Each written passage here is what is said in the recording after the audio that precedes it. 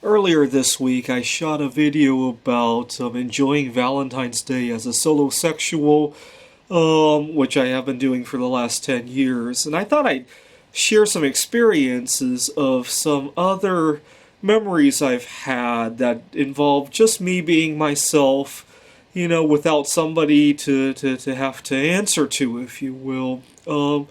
One of my earliest childhood memories, not the earliest one, but one where I could actually relate to having some knowledge of the world, was when I was 5 years old.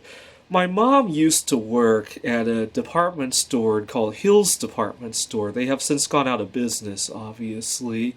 We're in the Pittsburgh area. And I thought that the department store got its name from the fact that the one that my mom was working at was near a hill. When you would drive up to Hills, you would go up a hill and then turn into the Hills parking lot. I thought that's why the store was named Hills. For a long time, that's what I thought, at least. And my big memory was she was working during the holiday season.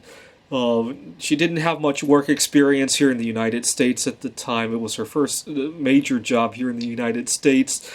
And she was like an extra for the holiday season. She ended up getting the position much longer than just that holiday, but it was a good foot in the door.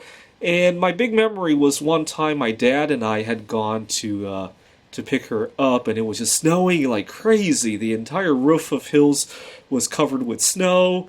And this was before the days of cell phones, obviously. We couldn't call her to reach her, and we were just looking in the store for her, and finally we found her. And I just distinctly remember how much snow there was for some reason. I don't know why, but it sticks out. Every holiday season when I go shopping, if I see a department store over the holiday season, it instantly brings back memories of my mom working at Hills. I don't know why that memory stuck so well. I don't even remember exactly what day or even what month it was, except that it was in the middle of the winter, and it just sticks out, even though it was 25 years ago. When I was 14 years old, I had learned some chemistry, and I had learned how to make this explosive oxidizer called sodium chlorate. The formula is NaClO3, and I was making it by electrolysis of sodium chloride solution, table salt, right? And at first I was using, if I remember correctly, a 6-volt lantern battery. And it was a very long process, right? Because those batteries don't have a very high current. But I made a sizable amount of sodium chlorate powder, and then I placed the sodium chlorate into a phone book. We used to have phone directories that are that big. Nowadays, Google search has replaced those, but at the time we had phone directories. And I placed the sodium chlorate into the phone directory, and I put the directory into the fireplace, and I lit it on fire. Poof!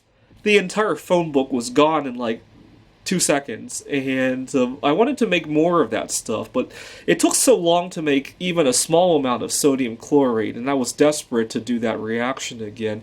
This was before the days of very good cameras. I couldn't. This was before the days of YouTube, so I don't have a video of it, unfortunately. I don't have a good place to repeat the process because the place I'm living at doesn't have a fireplace, and at the beginning of spring I'll probably be moving back into my car. So unfortunately, I don't have a video of it, but I'm sure there are plenty of videos online about this. But I got desperate to make even more sodium chlorate, so I took an extension cord, and I placed the end of the extension cord into a bucket of salt water, and I plugged it in. I did this outside because I had a sense that this would probably cause a very violent reaction.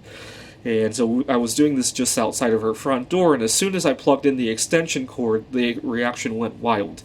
And I wanted to unplug the thing, but the area in front of our door just filled with chlorine gas. It was very choking. I couldn't even get anywhere near it.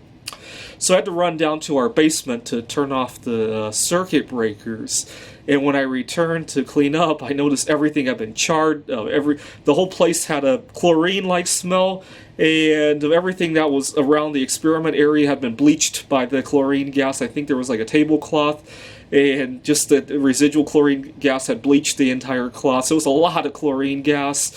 And my parents were so upset. They were happy that I was trying to learn new things, but they were very upset that I didn't have a sense of danger.